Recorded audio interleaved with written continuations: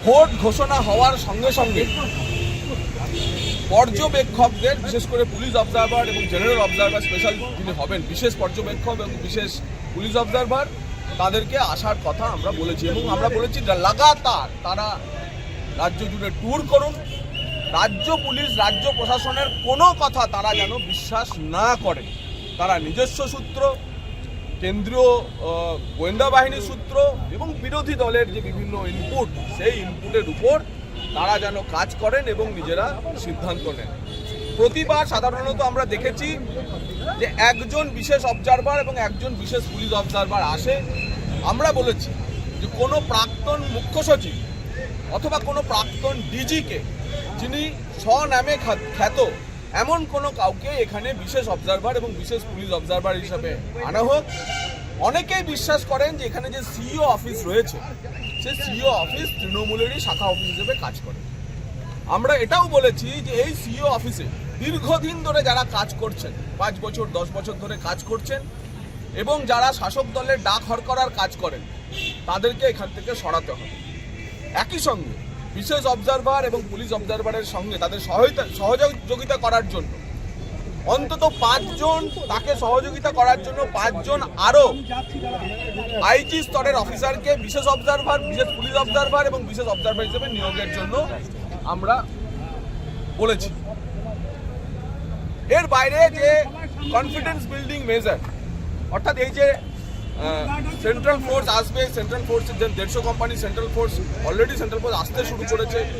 তারা বিভিন্ন থানায় থানায় যাবেন, বিভিন্ন এলাকায় ঘুরবেন। এই এরিয়া ডমিনেশনের কাজেও লোকাল থানার ওসিদের ওপর ভরসা না করে, স্থানীয় ইনপুটের ওপর ভরসা না করে, অবজারভাররা এবং ইলেকশন কমিশন যেন নিজস্ব সূত্রে জেনে পঞ্চায়েত, পুরসভা, বিধানসভা ভোটে যেসব অংশে হিংসা হয়েছে সেখানে যান, তার কথা বলা হয়েছে।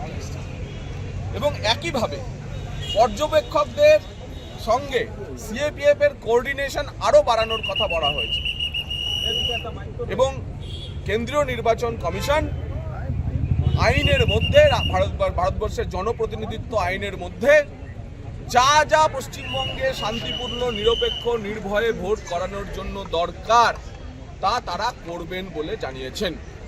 আমাদের একটা অন্যতম দাবি ছিল যে পশ্চিমবঙ্গে 2024 সালের যে ভোটার তালিকা প্রকাশ হয়েছে, সেই ভোটার তালিকায় মাল্টিপল এন্ট্রি, অর্থাৎ একই ভোটারের নাম বহু জায়গায় রয়েছে, এমন ভোটারের সংখ্যা প্রায় 17 লক্ষ। আমরা বুথ ধরে ধরে, বুথ ভিত্তিক সেই তালিকা আপনারা জানেন যে আমরা নির্বাচন কমিশনের কাছে তুলে ধরেছি।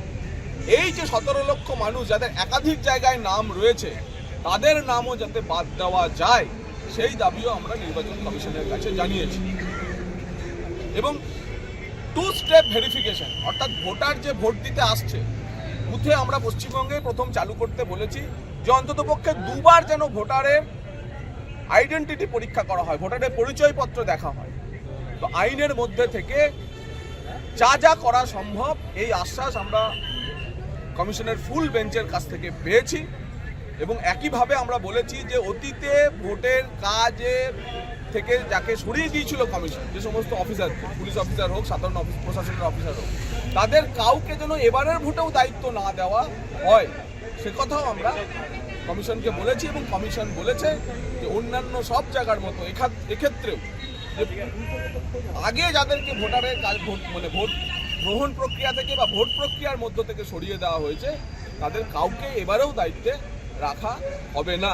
আমরা আশাবাদী যে পশ্চিমবঙ্গের মানুষ, পশ্চিমবঙ্গের ভোটাররা যদি নির্ভয়ে ভোট দেন, তাহলে তৃণমূল কংগ্রেস নামক এই অত্যাচারী শাসক, যারা কিনা শাহজাহানদের, শওকতদের, জাহাঙ্গীরদের প্রতিনিধিত্ব করেন, তাদেরকে পশ্চিমবঙ্গের ভোটাররা সমূলে উৎখাত করে দেবে।